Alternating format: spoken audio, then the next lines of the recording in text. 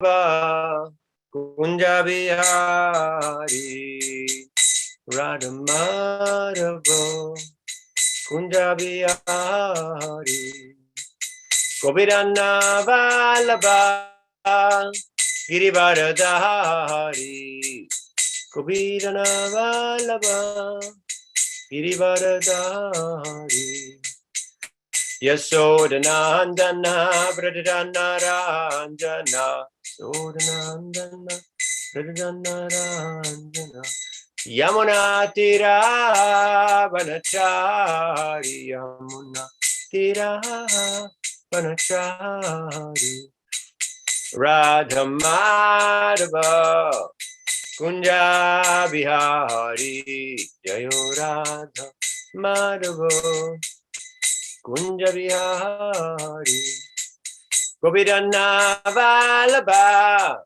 Girivaradhari Gopirana Vallabha Girivaradhari Yasodhanandana Pradhana Ranjana Yasodhanandana Pradhana Ranjana Yamuna Tira Banachari Yamuna Tira Banachari Radha Madhava Kunja Bihari Jayo Radha Madhava Kunja Bihari Hare Krishna Krishna Krishna Hare Hare Hare Rama Hare Rama Rama Rama Hare Hare Hare Krishna Krishna Krishna Hare Hare Hare Rama Rama Rama Hare Hare Hare Krishna Krishna Krishna Hare Hare Hare Rama Rama Rama Hare Hare Hare Krishna Krishna Hare Hare Hare Rama Rama Rama Hare Hare Hare Krishna Krishna Krishna Hare Hare Hare Rama Rama Rama Hare Hare Hare Krishna Krishna Krishna Hare Hare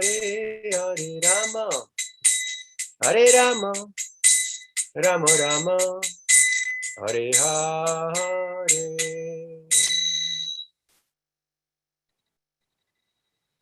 Jai Vishnupad Brahmansa Parivrajikacharya Sutra Sadasi Mati Running Swami Divine Grace A.C. Bhaktan Swaram Srila Prabhupada Ki Jai. Jai Vishnupad Brahmansa Parivrajikacharya Sutra Sadasi Mati Running Swami Divine Grace Srila Bhakti Siddhanta Saraswati Swami Thakur Prabhupada Ki Jai. Anant Kodi Vaishnava Vrinda Ki Jai. Iskam Virifan Char Srila Prabhupada Ki Jai. Namachar Srila Haridas Thakur Ki Jai. Prem se kaho Sri Krishna Chaitanya Prabhu Nityananda Sidveti Giradhar Shiva Sri Gaur Bhakta Vrinda Ki Jai.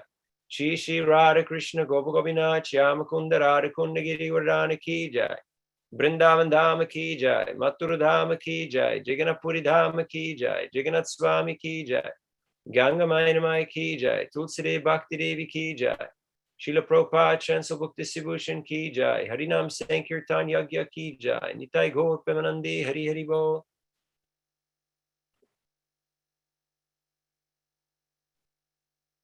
Om Namo Bhagavate Vasudevaya. Om Namo Bhagavate Vasudevaya. Om Namo Bhagavate Vasudevaya. Om Namo Bhagavate Vasudevaya. Om Namo Bhagavate Vasudevaya. Om Namo Bhagavate Vasudevaya. Hare Krishna.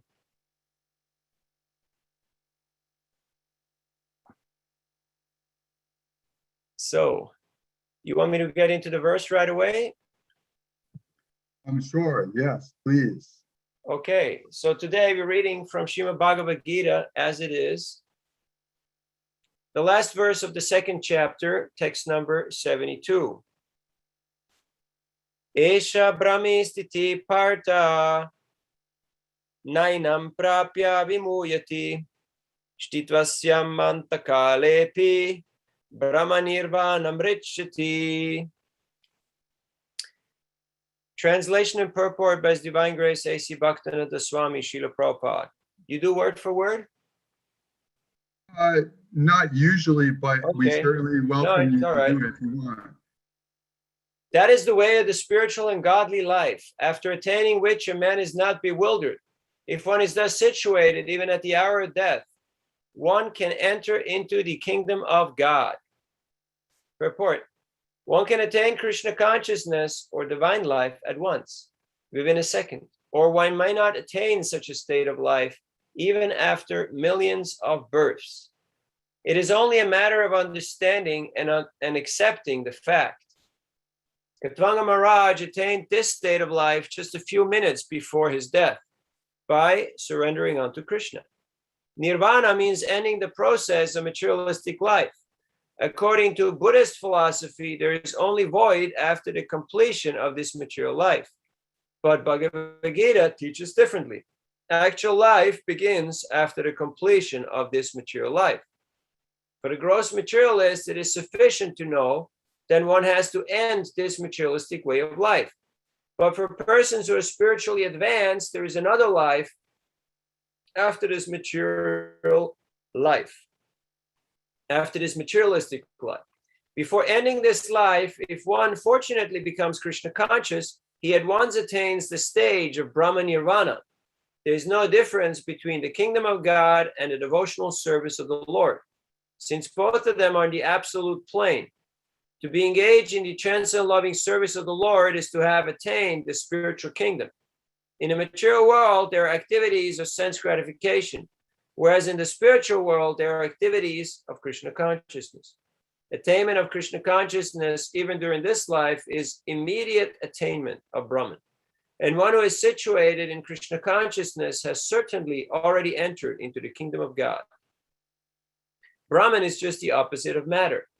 Therefore, Brahmi Stiti means not on the platform of material activities.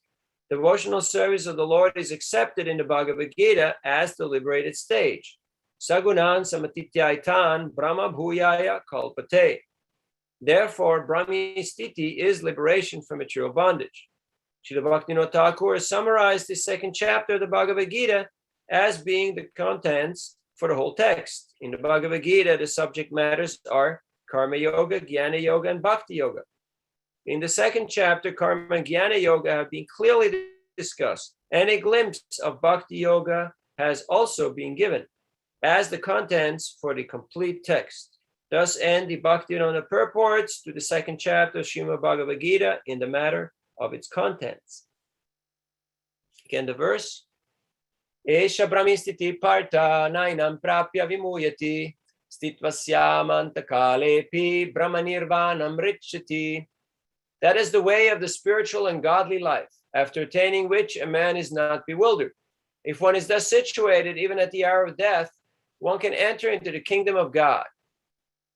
Om Agyanatimirandasya Gananjana Shalakaya Chakshurumiritam Yena Tasmai Sri Gurave Namaha Sri Chaitanya Manobhishtam Stapitam Yena Bhutale Swayam Rupagadam Dadati Swapadantikam Sri Krishna Chaitanya Prabhu Nityananda Siddvaiti Gadadhar Shivasari Gaur Bhakta Vrinda Hare Krishna Krishna Krishna Hare Hare Hare Rama Rama Rama Hare Hare Mukam karoti vachalam pangum langaite girim yat kripadam aham vande Sri Gurudinataranam Paramananda Madhavam Si Chaitanya Ishwaram Vanchakal Patarubhyascha Kripasindubhyevacha Patitanam Pavanebhyo Vaishnavebhyo Namo Namaha.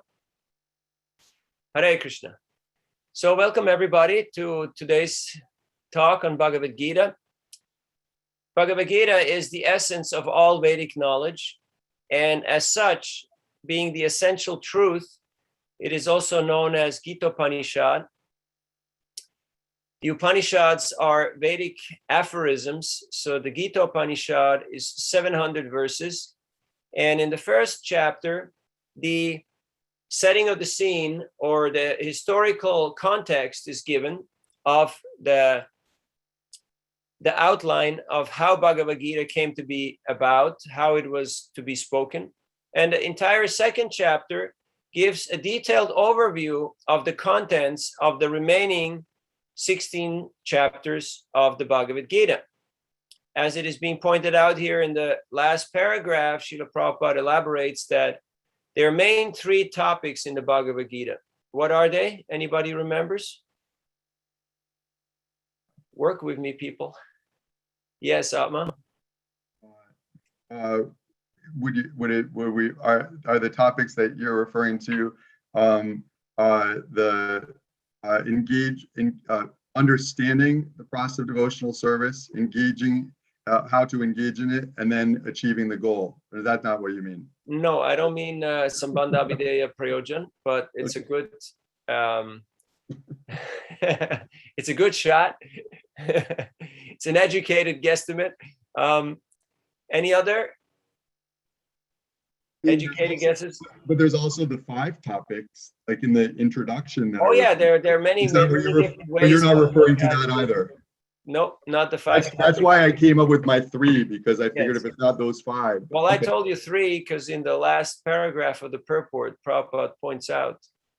Now, you could, just look at the purport and read it, and you would find it. So basically, the 3 categories are Karma Yoga, Jnana Yoga, and Bhakti Yoga, or the 3 paths that are actually the only 3 valid paths that are available to us, which is the path of work, the path of philosophy and meditation, and the path of devotion. So these are the 3 paths that are at hand, out of which 2, karma and gyan, have been quite elaborately already outlined in this second chapter. And there has been given a hint, a fraction of Bhakti Yoga. Now you might wonder, why is Krishna not just coming out and giving Bhakti Yoga? Why would he first speak about karma and gyan? Anybody's got some idea of what is Krishna's strategy here? So that we know what it's not. So that we know what it's not, correct. Because first you have to know what you don't want before you can figure out what you actually want. Because when you go shopping, you always look, okay, what has 5 stars? What has 1 star? You read some customer reviews, right? And then at the end, once you have taken all the overview, then you hopefully take a step back and you think, do I really need this? Do I really want this? Do I need more of this? Or could this be done in a different way? So in a similar way, Krishna, knowing our nature, knowing our propensity for being very involved with material nature, he shows to us that, okay, this is the path of karma. You want to engage in work. This is how it works. This is what you have to do, and this is what you should avoid. Then he also explains that if you get frustrated in that pursuit of trying to achieve and becoming baffled in your attempts, then usually you engage in meditation, you become philosophical, you start developing the higher tendencies. Like Socrates said, if you have a good wife, you become very happy. And if not, you become a great philosopher. I think he was of the second category. So, so then when people fail to gratify their material proclivities, they usually go into the arts, academia, and philosophy. And once they have explored that path, the path of Gyan, at some point they'll realize that I'm at the end of my wits. I've explored my options. Now I could do it with a little bit of grace. I could do it with a little bit of enlightenment, a little bit of mercy, a little help from above, from my friends. And that's usually when the awakening comes, when that inclination in the heart starts to dawn that I would like to do something spiritual. I would like to do something selflessly. And that is a good foundation. That is a good attitude to move closer towards the path of bhakti. So Krishna is not just blowing his horn and pushing bhakti yoga in every chapter of the Bhagavad-gita, because he knows his audience. He's very well aware that people have a lot of desires, they have a lot of plans, and they already have their motive. They already have their intentions. So he's saying, okay, you want this, you do that. You want that, you do the other thing. But ultimately, if you really want to become successful, this is what it's all about. But you make up your own choice and you live with it. That is basically the message of the Bhagavad-gita. Now, let us get into the verse of today. Krishna is saying that this is the way of the spiritual and godly life. What is that way of the spiritual and godly life? As we heard in the previous verse, to give up all desires for sense gratification, living free from desires, giving up the sense of all sense of proprietorship, being devoid of false ego, then one can attain real peace. So he has shown what it means to actually become free from these propensities of material engagement and intellectual pursuit. Now, Prabhupada starts out this purport with a very epic sentence. One can attain Krishna consciousness or divine life at once, within a second, or one may not attain such a state of life even after millions of births. So you may wonder, how can you attain that state in just 1 second, in just one moment? And the example that's being cited is Katwanga Maharaj. For those of you who may not be familiar with this personality, Katwanga was a great king, a ruler of earth, and he was so accomplished in his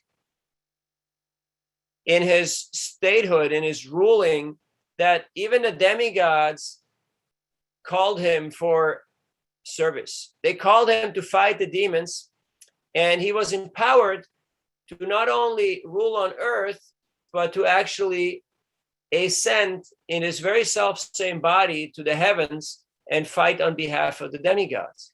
And he had done so for quite a number of years. And at some point, they became very pleased with him. And they said, take a blessing, take a boon. You know, we're demigods, we're the rulers up here, so we can make it happen for you. So ask for anything you want. Now, what would you ask for if you'd had the magic wand? Another Tesla, or a couple of more houses, but Katwanga, he was already the ruler of earth, and he had already fought for the demigods. So he kind of had reached his zenith, so to speak. And being a wise person, he asked, what is the remaining duration of my life? And the demigods, they went and checked and said, oh, surprise, surprise. It is only one muhurta. And how long is a muhurta? Gaurav, you should know that.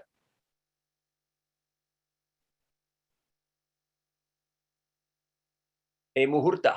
How long is the muhurta? Like Brahma muhurta. You're muted. Oh. Oh. Yeah, I think it's 12 hours. Nope. No? You're too generous. 6 hours. No. Atma says 2 hours. No, muhurta is 42 minutes. It's actually not such a long period, So they said, sorry, sir, only one muhurta left, which means just very short time. So he said, well, thank you very much. It's been nice knowing you. It's been nice fighting for you guys. And I got one muhurta left of my life in this body. So he went to Vrindavan. He surrendered to Krishna, and he attained perfection in just a few short moments. This is the example which shows that it can be done. If one lives a conscious life, a life of dedication, a life of surrender. Ultimately, the point that Prabhupada is making here is that surrender has to come at some point in time. And it might be induced by external circumstances, like in the case of Katwanga Maharaj. It might be induced with the prospect of losing everything. It might be induced through fear, through anxiety, through disappointment. However, this detachment or this surrender comes about, a person who understands the ultimate goal of life embraces this opportunity and gladly surrenders, even though the circumstances may never be appealing.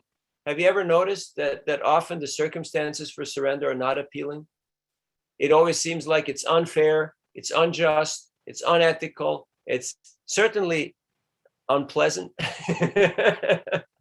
And so one wants to go down fighting, one wants to go down in flames, but that is not advisable, because if we hold on and we are fighting against the inevitable, then most likely we'll have to come back in order to claim our dues and pay our dues.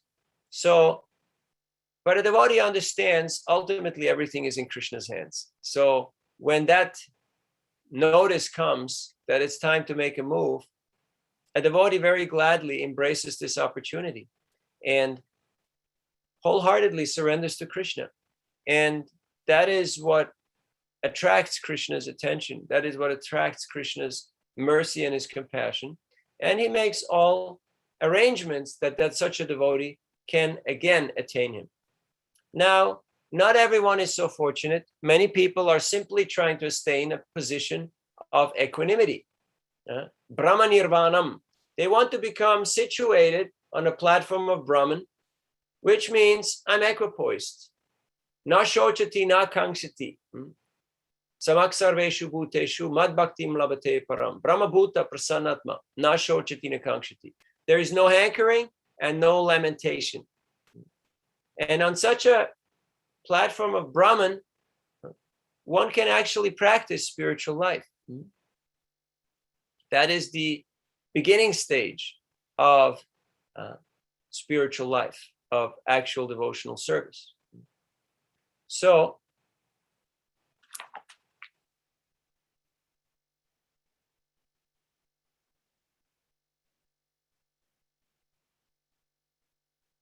this Brahma Nirvanam is a big topic. It's a big issue. It seems to be a big deal because people are suffering intensely. They're disappointed by their material situations, and thus their desire is simply to become free from pain. They just want to get out of the woods, out of the suffering, out of the struggle. Just give me a place of peace. Just give me a place where suffering ends. Yet, unfortunately, that place is not a permanent place, because to be free from suffering just means that you're not in negative anymore. If I tell you, okay, you gotten out of debt, okay, right, great, that's a good start. But now what? Like you paid off your credit cards, you appeased everybody that was on your back.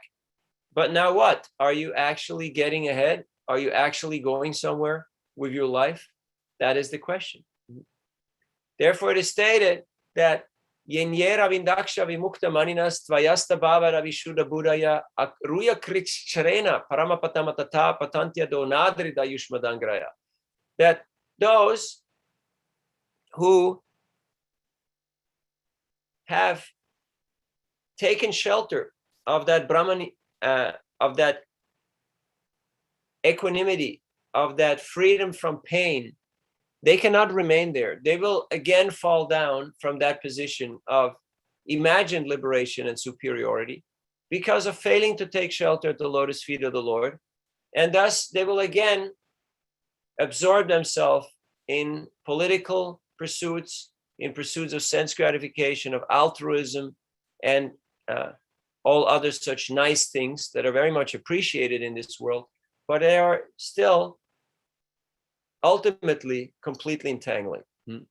So from a perspective of pure devotional service, everything that is not focused on being engaged in loving devotional service with Krishna is seen as substandard, is seen as an obstacle, a hindrance.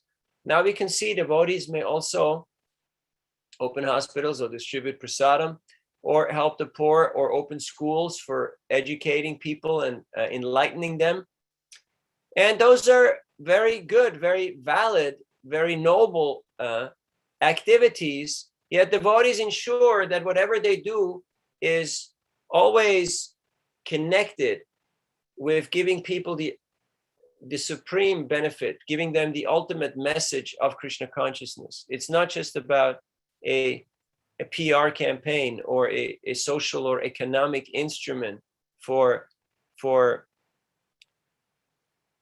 attracting more sponsors or getting more goodwill, but it is actually to uplift the living entity and remind them of their eternal position as a servant of Krishna, engage them in their occupational duty, and thus help them to attain the supreme perfection in this lifetime.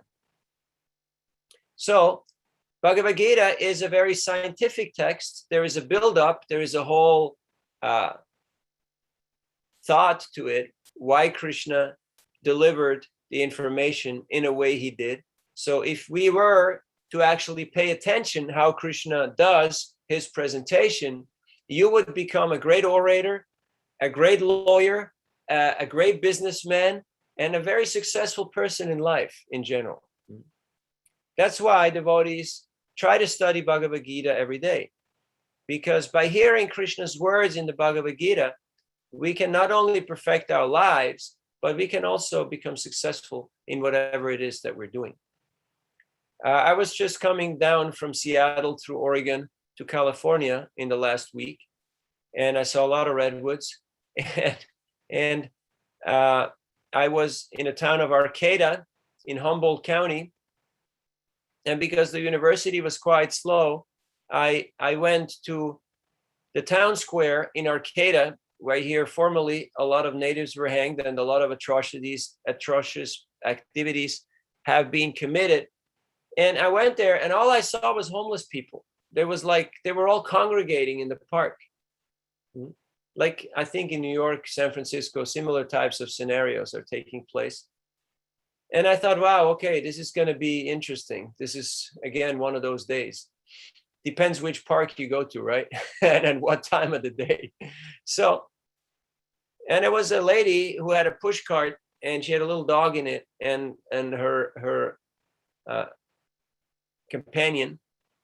And I just asked them, is this place going to get busier? Are people going to show up here? And they asked me, what do you want to do? I said, I want to distribute spiritual books.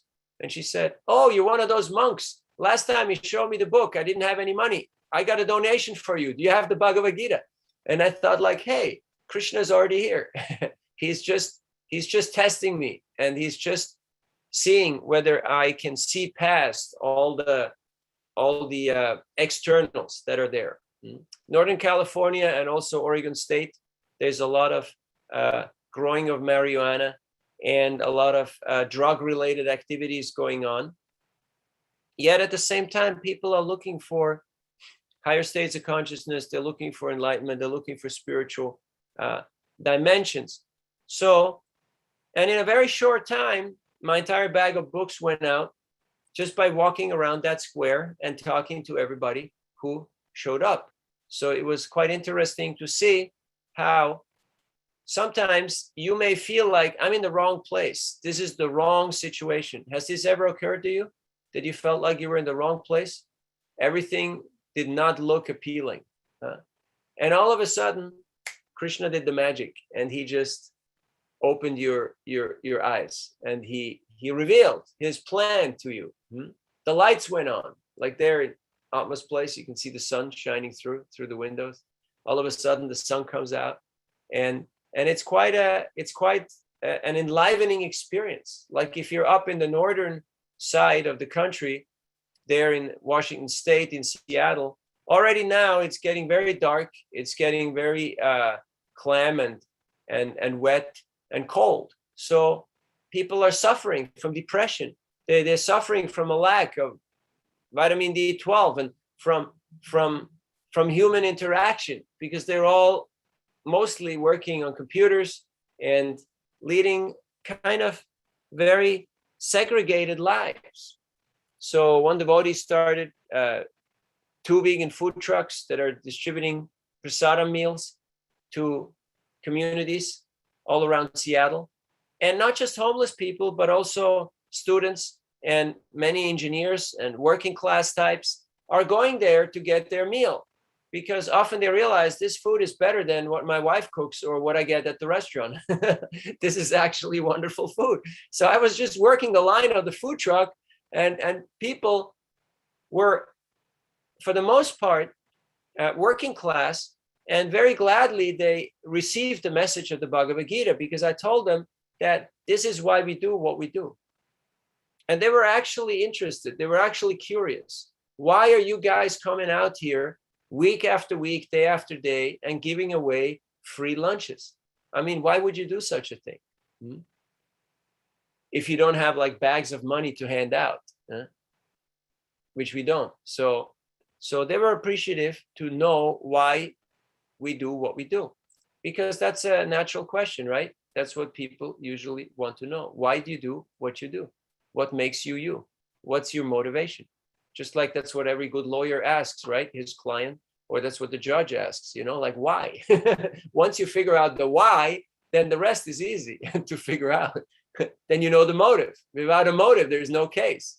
You can see the motive is either greed or ignorance or desperation, or it can be a more elevated motive like altruism or helping people. So we got to look for that why. Why am I doing what am I doing? And why am I reading the Bhagavad-gita?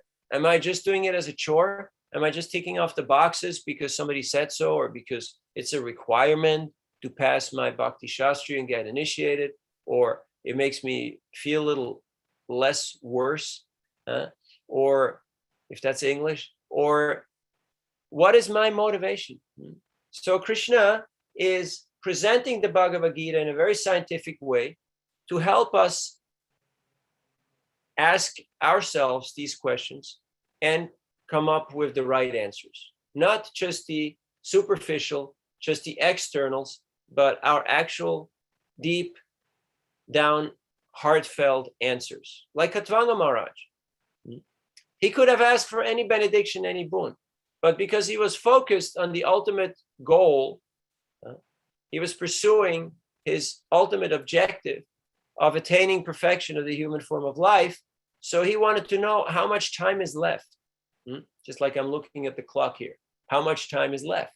And so we're almost there, and we're almost opening up for questions and discussions.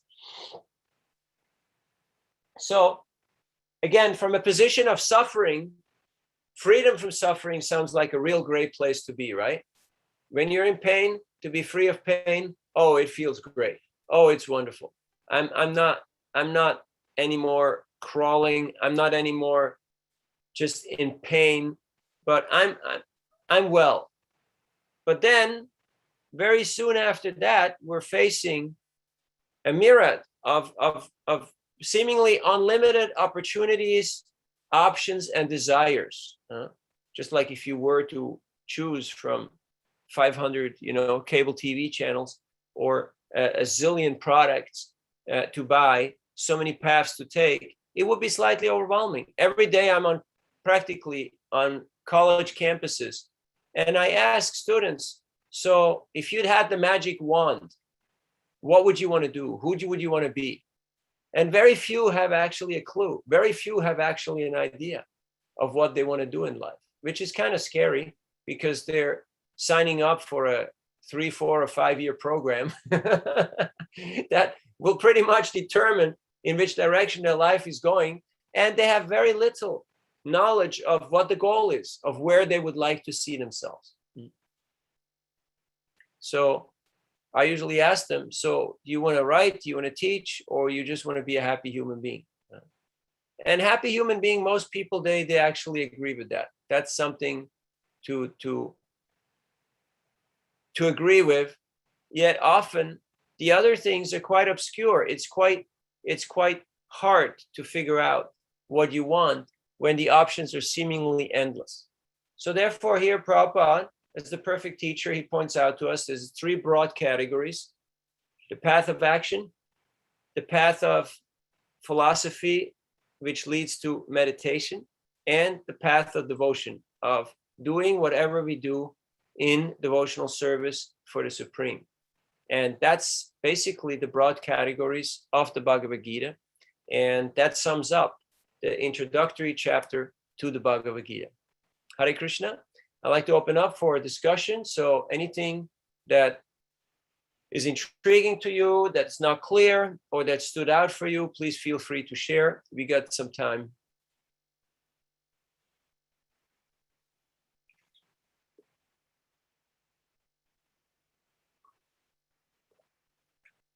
You can just unmute yourself and speak away.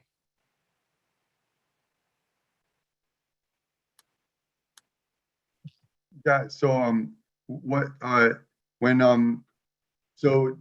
when people were lining up to get food at the truck, and they were A, getting the special food, and B, getting the books from you, on the occasion when they did that, were there occasions where they literally asked why, what's inspiring you to do this? And if so, then what did you say? Or it's more you could tell that that's what they're thinking, but it wasn't. Yeah, it's more that that's a question on their mind. That's what people want to know. Like if somebody were to drive up with a big truck and just hand out free stuff, people will go like, what's the point? You know, like, is this a PR stunt, or is this part of you know, what's behind this? What are people trying to gain from this? So what do you think then? Although they didn't literally ask the question, it was obvious that it was on so many of their minds. So what do you think it was that like compelled them to believe in what you understood was actually inspiring you and the others to be giving in this way? Well, many of them are regulars, so they have seen consistency. And when people see consistency, it is convincing. Just like you're in a relationship, you want to see consistency in your partner, in your partners or colleagues at the firm, or your employees. You want to see that people are actually showing up and delivering. So once people see that you actually show up and you deliver the goods and the stuff tastes good, then it's much easier to find some appeal in that. So you see, it's not just some external type of a activity. You see, there is commitment, and there is also thought. There's actual care put into this presentation. There's also a devotee there who did kirtan. He was sitting in the front seat of the truck, and he was just chanting for everybody. And he created a very amicable, a very friendly setting, because you had kirtan, you had prasadam, and you had the books, and people were very relaxed. It wasn't like they were very orderly. I've seen even in New York, in Thompson Square Park, when Adi Purush Prabhu does the distribution, he puts the kirtan out. And although people are from all different types of backgrounds, they're quite well behaved and gentle, even though ordinarily they may or may not be so, given, you know, whatever background and whatever lifestyle they have in the great jungle of New York City. So he created for a moment some sense of community, some sense of, community means, what do we have in common? We are here in the same place sharing a meal. Many were eating it right there on the plaza. Some were taking it home. And so it created a feeling of like, it's something quite intimate if you share a meal with somebody. Like you go to someone's home and you eat their food. It actually means, yeah, I trust you, you know. I trust you and accept your loving offering. It's something very, very intimate. That's why it says that if you don't want to be intimate with somebody, then you don't reveal your mind, or, you know, you don't give or accept gifts, and you don't share food because you don't want to be involved with that person on a very close basis. So, and I saw people were ready. They were ready. And you'll be surprised, even homeless people happily took books. And and gave a few coins because they understood the principle of it's called the Dadati principle, the principle of loving exchanges, that sharing means caring. You got to give something. Also up there on the square, I had a homeless person. He had nothing, and he looked through his pockets, and then he said, look, I got this flashlight that's also a laser. So he ceremoniously handed that to me. And Vaisheshika Prabhu tells this story of showing a Bhagavad-gita to a couple who were addicted to substances. And they said, we really want to have this book. And he said, you got to give something. It's part of the reciprocation. And so they checked their pockets and found nothing except one lighter, which was quite elaborate and decorated, kind of a fancy lighter. And the man said, look, I got this, I can give this. And Vaisheshika Prabhu said, I'll take it. But the lady said, no, we need it. Meaning they're smokers, we need this. But the man already dropped it. He already surrendered it. And then they got the Bhagavad-gita. And from then on, Vaisheshika Prabhu said that he took this lighter, he cleaned it, and every day he puts a few extra drops of water to purify it, and he uses it to light the incense and the lamps that he offers to his deities, to his shalagrams. So in this way, this couple is directly engaged in worship of the deities because they have supplied the lighter, which lights the incense and the lamp for the service of the Lord. So in this similar way, the devotees are always keen to engage everyone or as many people as possible in Krishna's intimate service. So that should be our motivation. If the people see that our motivation is honorable, that we have their best interest at heart, for the most part, people will reciprocate and they will comply. They will go along. Related question, but looking at what you're talking about, perhaps from another angle. So, myself, distributing books for, and not for as long a period of time, or at least, as you, but I've distributed books to people from all walks of life, to the destitute, so to speak, as you were describing this last experience, but also sometimes to the rich and famous. So I wanted to hear from you, if you can recall. I'm sure you've distributed books to certain persons who were either very wealthy or even some who are famous. And I was wondering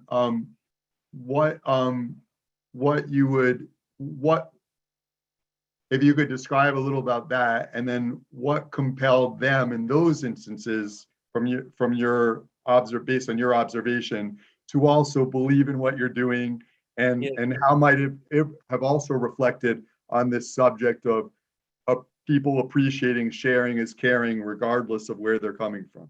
Thank you for bringing this up, Mahaprabhu. I'm sure you have a lot of experience and a lot of recalling of such types of situations. So just as a general, people who are accomplished, they're very discerning. They're very selective, because that's what made them accomplished in life. They know how to differentiate. They're good at that. And if we apply one of the first lessons of Bhagavad-gita, Nishkam Karma Yoga, which means you have a right to perform your duty, but you don't have a right to enjoy your fruits of your action. When we're actually detached, people can see it. They can sense it. It's palpable. So we present to them something in an attractive way, and then we say, okay, this is what it is. And now it's up to you. You want this or you don't want this. So they don't feel like you're pressurizing them or you're putting the screws on them.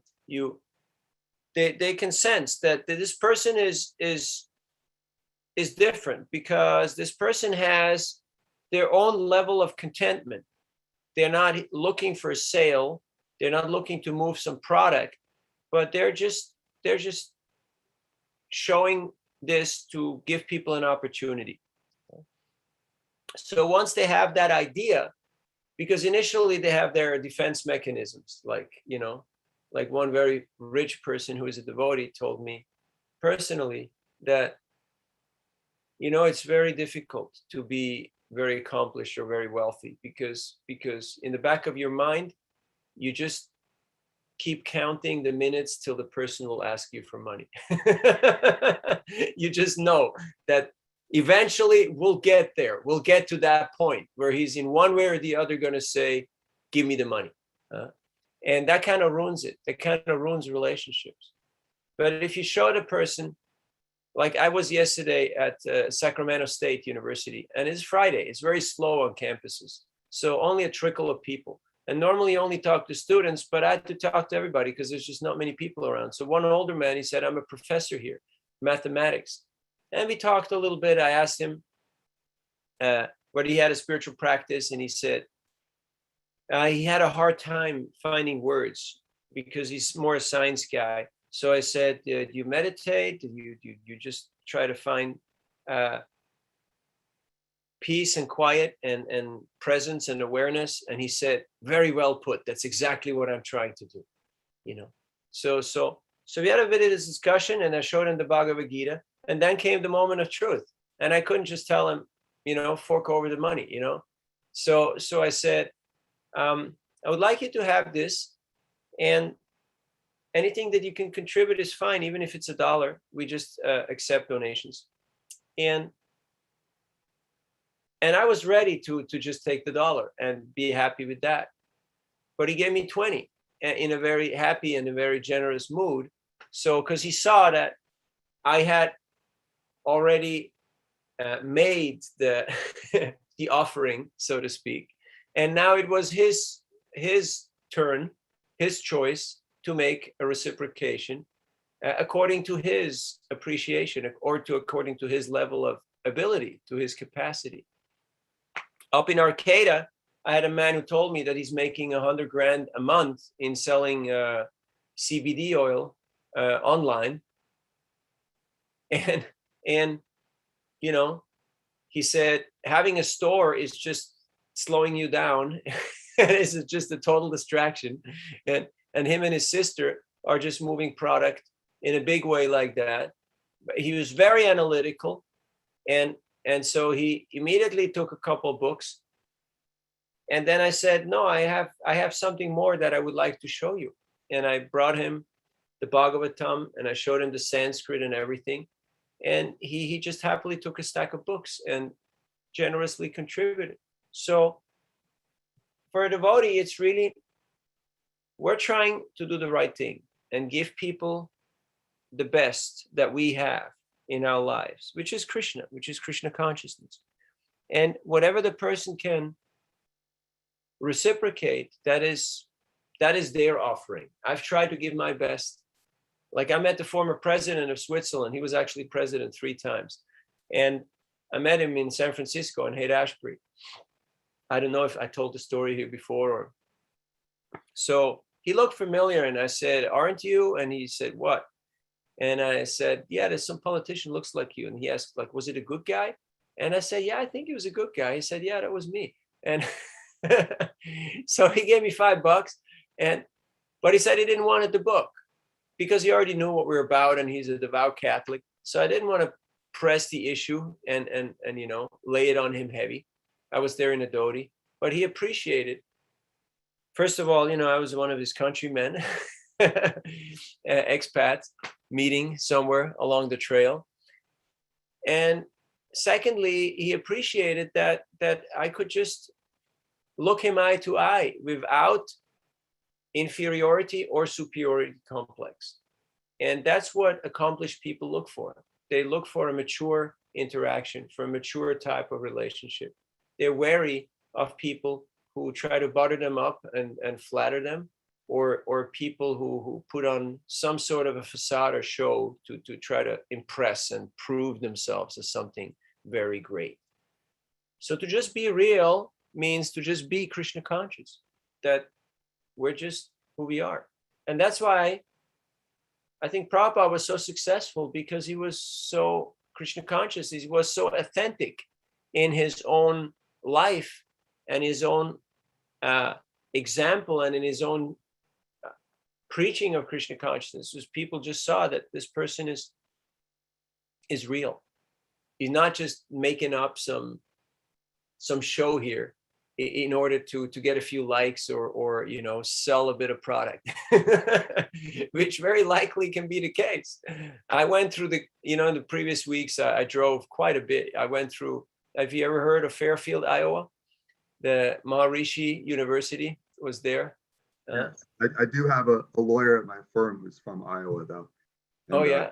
yeah, and you might not be surprised that his family engages in the sort of business we wouldn't want to speak of, though. Yeah. With large fields with what you can do on them. Yeah. Yeah. So it's mostly cornfields and soybeans, a lot of Monsanto, all for animal Livestock included. All for livestock.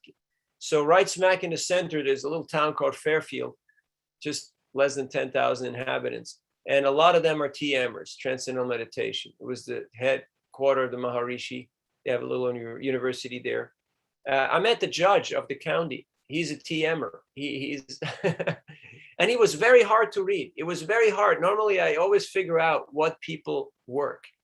But he was so self-contained that he was dressed in a suit with a tie, which is very unusual in that rural area. So no, he was either a businessman or a politician or a lawyer. So he was a judge. And he happily took a book and made his contribution and showed some appreciation, because obviously these people, they're like the Prabhupada disciples of the TM movement. They've been around for 50 plus years. They know who we are and what we do. I also placed a sponsored Bhagavatam set into their library of their school. And the librarian said, he knows Sanskrit and speaks Sanskrit. There's a lot of people there who can read Sanskrit. They were very appreciative of the presentation of the Bhagavatam, the scientific and authentic presentation. And of course, there are the different types of flavors. But getting back just to your question, if we treat every person as somebody very special because they are part and parcel of Krishna, they're spirit souls, they're family, they're our eternal brothers and sisters, people respond very favorably to that. And so we can have quality types of interactions with almost everybody, Now, again, there's that little bit of free will. Some people, they choose to acknowledge and to reciprocate, and others choose to avoid. It's not in our hands, but depending on the intensity of our desire and of our prayer, Krishna can do the magic and lift the veil and open people's minds, even sometimes for a few brief moments, where they can actually appreciate that there is something more than just the rat race, or just getting by, or just not feeling pain. But there is actually a substantial life that is available through a spiritual process, and that is Krishna consciousness. Thank you, Atma. Any other questions or comments?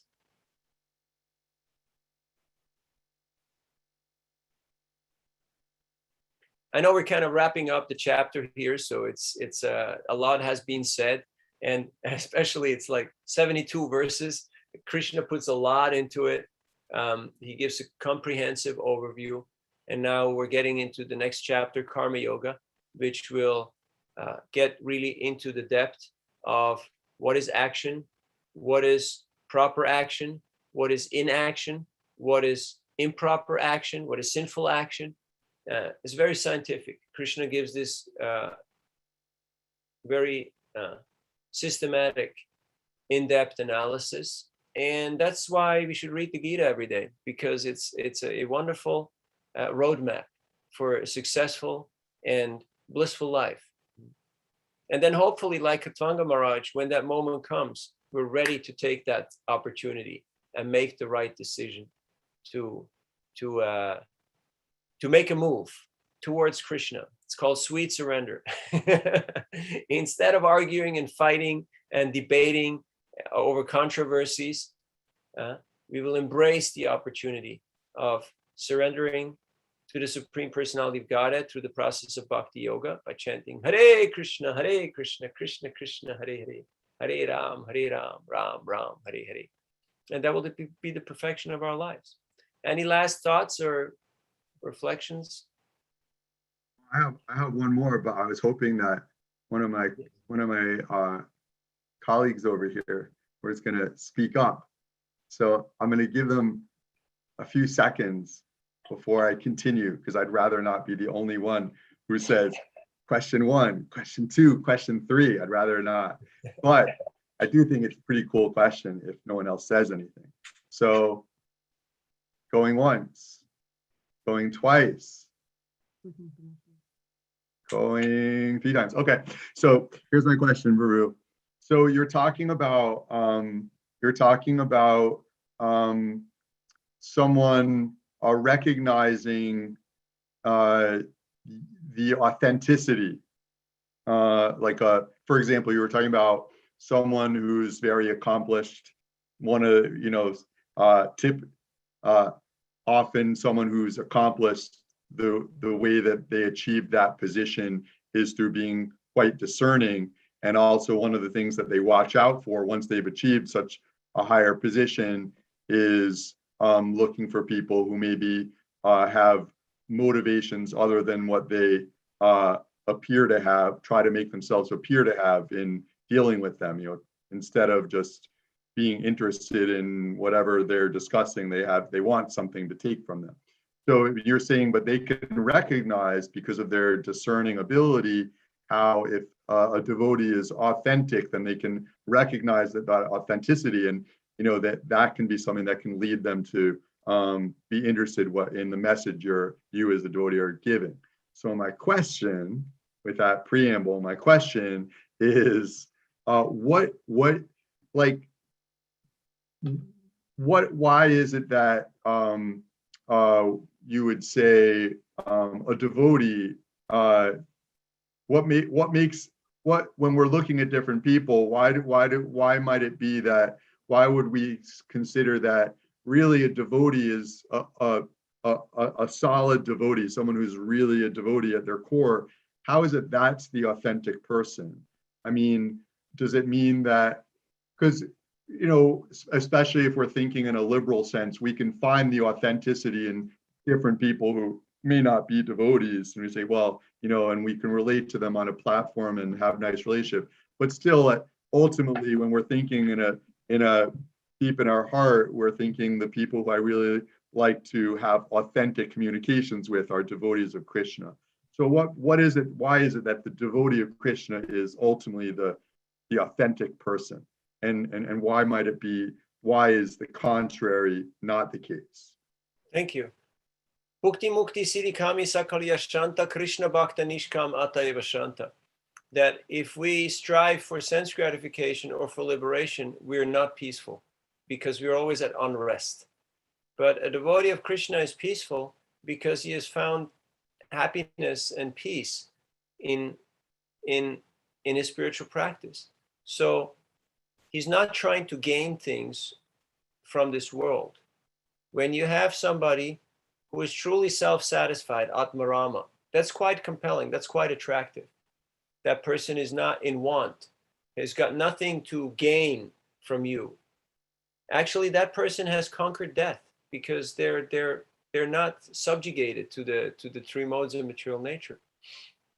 Now, you might as well be an authentic materialist, or according to the modes of material nature, whatever type of activity you do, and that's just you, right? And you're doing that, and that might also be authentic, and in one way or the other attractive or compelling, for depending on what audience. Yet people who are looking for, everybody's looking for the best thing. Everybody's looking for the topmost thing. So they want to know, have you achieved what you're talking about here? At least, have you tasted it? Have you gotten an idea of that? Or are you just selling product? People expect that you have some sort of an experience, pratyaksha, direct experience of this process.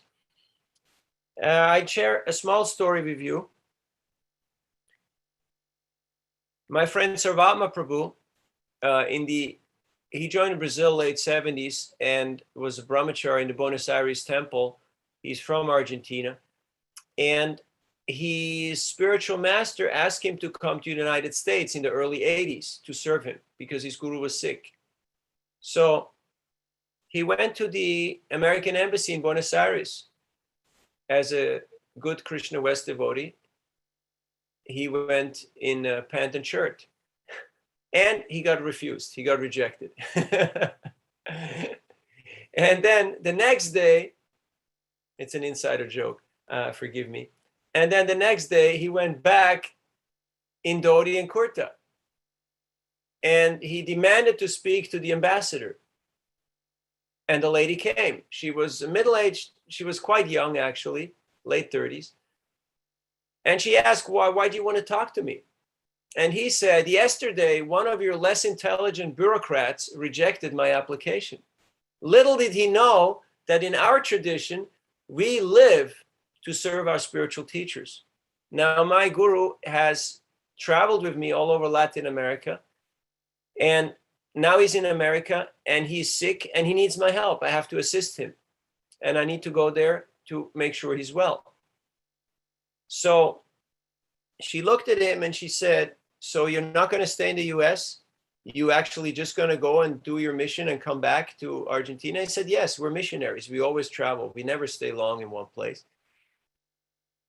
And she looked at him and she paused for quite a few moments. And then she said, okay, I give you the visa. And as she gets up from the table, and this is what I call the Prabhupada moment, or the moment of authenticity, she leaned over to him and she said something a little quiet, because there is Marines, there's diplomats, there's, police. I mean, she's the top dog. She's the top person in the country. She said, I read Prabhupada's Gita. And he just took a Lilamrita out of his bag and he was sliding it over the table to her. And that was that. Now, you may ask yourself, why did she ask all these questions if she already knew the Gita, if she already read the Gita? Right? She should see, okay, this is a devotee. Obviously, this is what he does. Now, because she's a diplomat, and why would she ask all these questions? She had to make sure that he was who he said he was. In a similar way, when people ask us all these questions, why do you do what you do? And, they probe around, they just poke around a bit and see whether you, like border control, like make you trip or something. And if you go like, they say, okay, step aside, line 2. And then you go for more interrogation or something. So they just want to see, are you who you say you are? And that's a question that we should ask ourselves. Am I who I'm saying I am? Am I actually following the process? Am I actually a devotee of Krishna? Or am I just, like Ravana? He was a pandit. He was a Brahmin. He knew Sanskrit. He knew how the universe works. He was very expert in doing what he was doing. But he was averse to the idea of worshiping or surrendering to the Supreme Personality of Godhead. So being authentic is not good enough. Being expert at manipulating the world is not good enough. They also want to see that there is that element of humility, of introspection, and of selfless service. And once people recognize that, you'd be surprised. I met some students there in Seattle who were like, can we take part in this? Can we do this? I remember one person at Warped Tour. He just saw the boxes of books and just opened it and started distributing the books to the people without asking them for any donations or nothing. He just figured, we need to give this to the people, so they just started distributing it. They just got the idea because they became infected by the example of the devotees. So in summary, Krishna is in the heart of every living entity. Everybody has got that internal bullshit detector. Like they know if somebody's lying to them or somebody's trying to be pretentious or arrogant. And They may go along with it to a certain extent, but Krishna is there. And the more we learn how to cooperate with Krishna and to follow Krishna's plan, the more the magic can happen, and Krishna will transform people's lives right in front of our eyes. And that's quite endearing. It's quite amazing. It's quite beautiful to see when people transform and show their true self, their higher self, their real nature as devotees. When everybody gets together and engages in Sankirtan, when we share prasad, when we share kirtan, when we share this knowledge, and we can see we're all part of the same. We're all part of the same. Unity in purpose. Unity in purpose. There's still individuality. There's still different personas, but there is a strong unity in purpose. And that is very compelling because everyone's looking for some sense of community, either overtly or covertly. They may not even be aware of it, but they're trying to be part of something bigger, something greater than they are. Otherwise, why do people dress up and try to fit in and try to be part of some sort of group, some sort of belonging, some sense of identity has to be there. So that comes because naturally, inherently, we're part of Krishna's family. We're part of Krishna's Sangha. And now that we've forgotten that, we knock on every door and we poke around and we leave no stone unturned to try to see, like, are these my people? Is this my group? Is this my type of activity? And it's a frustrating pursuit because it's not really hitting the spot. It's not really making us satisfied. So these are my reflections on your question. Thank you very much, Prabhu. You're welcome. I appreciate it. Should we do some more chanting, or what's the... Yeah, that would be great. Yeah. Yeah, so let's chant a little more. Try. And Hare Krishna, Krishna Krishna, Hare Hare, Hare Rama, Rama Rama, Hare Hare, Hare Krishna, Krishna Krishna, Hare Hare, Hare Rama, Rama Rama, Hare Hare. Hare Krishna, Krishna Krishna, Hare Hare, Hare Rama, Rama Rama, Hare Hare, Hare Krishna, Krishna Krishna, Hare Hare, Hare Rama, Rama Rama, Hare Hare. Hare Krishna, Krishna Krishna, Hare Hare, Hare Rama, Rama Rama, Hare Hare, Hare Krishna, Krishna Krishna, Hare Hare, Hare Rama, Rama Rama, Hare Hare, Hare Krishna, Krishna Krishna, Hare Hare, Hare Rama, Rama Rama, Hare Hare, Hare Krishna, Krishna Krishna, Hare Hare, Hare Rama, Rama Rama, Hare Hare, Hare Krishna,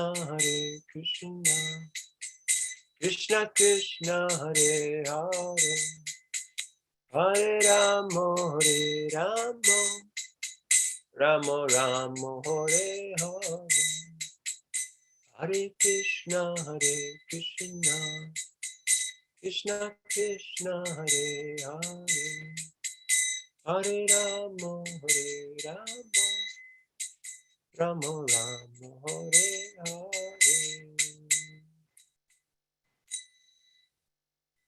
Harinam Sankirtan ki jai, Srila Prabhupada ki jai, Srimad Bhagavad-gita ki jai, Gaur Bhaktarinda ki jai, Nitai Gaur Pramanandi, Hari Hari Bol. Haribo. Thank The you devotees like die. all for participating, and I wish you a great weekend. All the best on your bhakti path. And if you like to experience the nectar of Harinam Sankirtan, you got plenty of opportunities in the great New York City, where people never sleep and the madness is going on 24/7, but the spreading of the holy name is also going on in a very powerful way. So thank you for participating. They got Harinam in many parts of the city and preaching activities, so there's a lot of opportunity. And of course, the first and foremost person to give this gift of Krishna consciousness is ourselves, truly, because we can only give what we got. Yet, ultimately, it is that by giving that we shall receive, and sharing means caring. And when people see our inclination to selflessly serve, they will reciprocate. I'll leave you with one small story. A very dear friend of mine lived in Shanghai, China, for a very long time, almost a decade, married to a Chinese wife. And he was distributing books in the Shanghai train station. It's the biggest train station in the world. Millions of people going through there every day. Very risky place because a lot of cameras, a lot of security, a lot of police. He's been arrested countless times for sharing this message, sharing these books with others, interrogated. And one man approached him and he wanted to know, what is he doing? And so he told him, and he showed him the books. And then the man said, what's your vision? What do you want to accomplish with this? And he said, I would like to reach the intelligent people of this country and to change some of the way of thinking and influence it. So I'm trying to put these books in the libraries, but I'm not there yet. So I'm just giving books to people here. The man on the spot sponsored 100 Chinese sets and gave him $50,000 right there, boom, in the train station. And then the devotee sent the sets to all the major libraries in the country. And he gave the man receipts and pictures of librarians with the books on the shelves. And he gave him full documentation on how he delivered the goods. The man became so inspired that he sponsored another 700 sets. He said 100 sets for Hong Kong, 100 sets for Taiwan, 100 sets for this, for that. He gave him 400 grand over a period of a couple of years, just because he saw that this person was actually sincerely doing what he was saying he was doing. And there is no lack of resources. There is zillions of dollars floating around. It's just a matter of us doing the right thing. And the right thing is Harinam Sankirtan, which means being a team player, trying to see how we can bring the team together, how we can bring the band together and share this message of Krishna consciousness in an attractive, in an inclusive, in a non-sectarian way, that people will feel, yes, I want to be part of this. I want to be part of this effort. Some, they may be able to give money, others may be able to give time, others can give other types of offerings and resources. So ultimately, Krishna is all attractive. And when we try to engage in bhakti and try to do something, we attract Krishna's attention. Just like I was reading this morning in the Chaitanya Bhagavat, there was that Brahmin who was wandering around and he came to the house of Jagannath Mishra, and Nimai was really small baby. And the Brahmin, he was very enamored by the beauty of this child, and his older brother also, Vishwarup, was there. So the Brahmin, who was just a traveling, wandering mendicant, he said, I want to make an offering for my Lord. So they gave him the kitchen and he cooked rice and vegetables, and then he made his offering. And then all of a sudden, baby Nimai was there and was just eating the rice off his offering plate right there in front of him. And he became very very surprised and a little shocked and upset, because it's not really proper to just partake of the offering while it's going on and eat from the Lord's plate.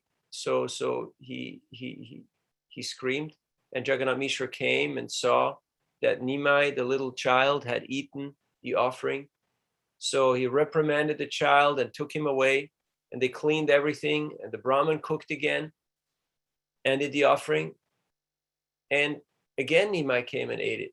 And by this time, he was quite, he thought, maybe Krishna doesn't want me to eat today. So this is just providence. It's the way it is. But Vishwarup, Nimai's older brother, he convinced him that, please, we'll take care of Nimai, just please cook again, which he did. And everybody, they put Nimai in a room. Jagannath Mishra was in front of the room guarding it.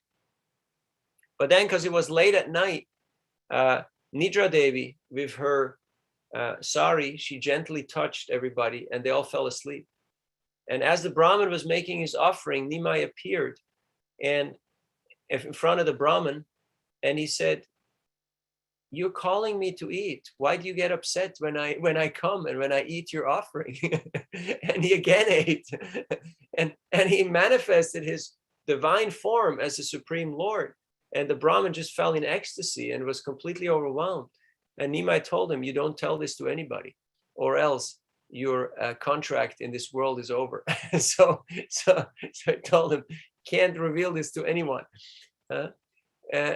And then the Brahmin, Nimai again disappeared. And then the Brahmin was so ecstatic, he ate the rice and he smeared it all over his body, because he became so overwhelmed in ecstasy that he had darshan of the Supreme Lord.